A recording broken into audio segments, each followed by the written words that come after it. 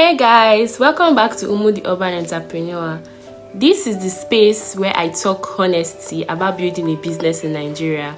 No filters, no hype, just real experiences, real lessons, and real talk about the hustle and growth and everything in between.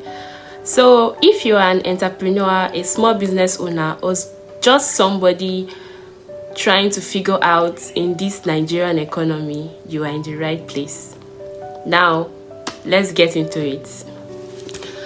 So, our topic today is the hidden struggles entrepreneurs face and how to overcome them. Now, let's not lie. Running a small business in Nigeria will humble you. I don't understand why people try to glamorize entrepreneurship online.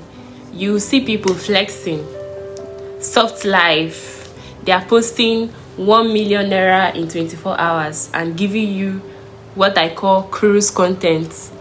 But what they don't show you is the beginning part, where is just you, your phone, and maybe your 50,000 naira capital.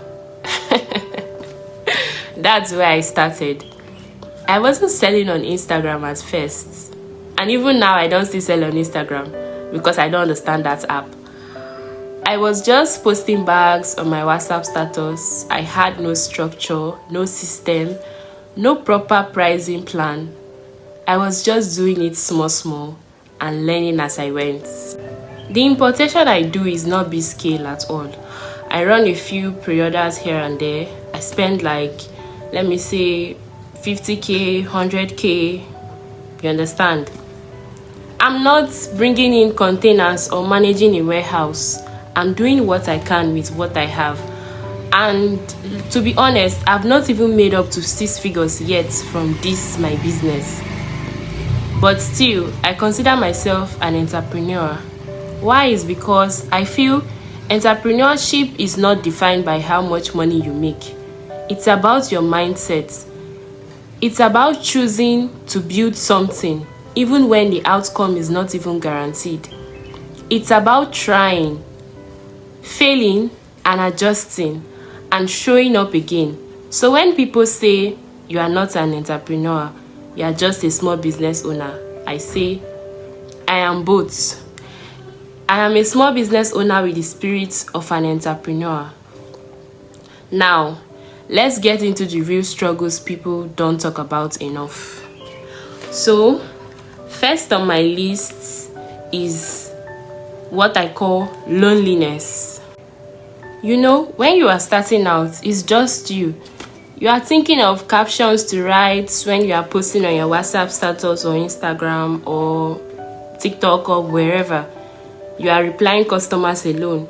You are packaging orders from your room. You are trying to keep going even when nobody is buying. Your friends might not understand. Even your parents too. They might not really understand. But deep down, you're just trying to prove to yourself that you can make it work. Now, some people might ask, how do you survive that phase? Here is what I did. I found people who has already gotten it. People that I can be motivated from. I also found some WhatsApp, some persons on WhatsApp through contact gain that I was able to also look up to. There is this girl that calls herself 042 on my WhatsApp. Whenever I'm feeling down, I just go, and sometimes I take content ideas from her WhatsApp status. And even there was a time that she took a WhatsApp class about business stuff and something like that. I also paid to join the class, and that was what kept me afloat. And in that class, so people were talking about the struggles that they face as business owners, and that was when I knew that, oh, I'm not alone. No. So this thing that I'm facing is not just me. We're plenty for here. Now let's go over to the number 2.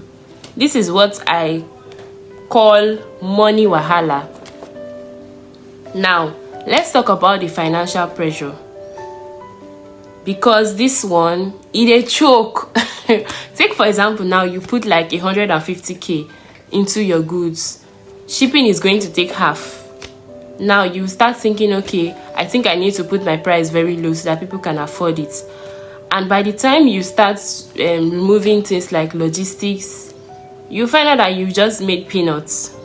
And let's not forget, you still need to buy data. If you are staying alone, you pay NEPA bill, you pay house rent and the rest.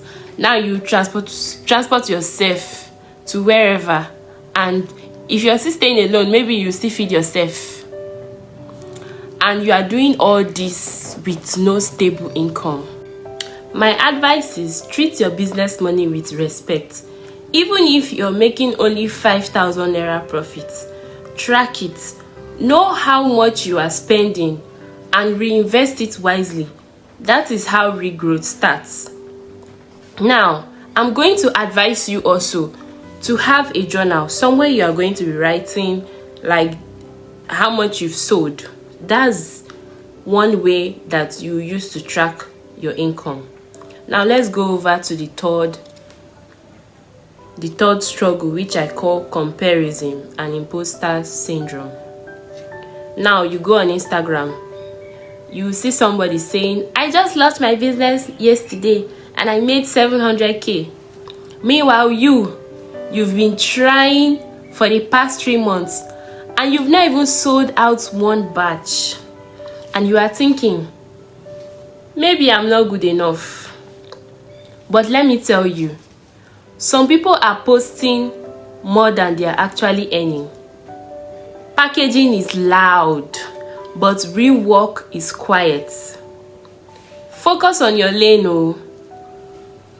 Because if you are improving every month and you think it's small, you are doing well. You are doing absolutely well, my darling. Now let's move over to the fourth stage, which I call the burnout.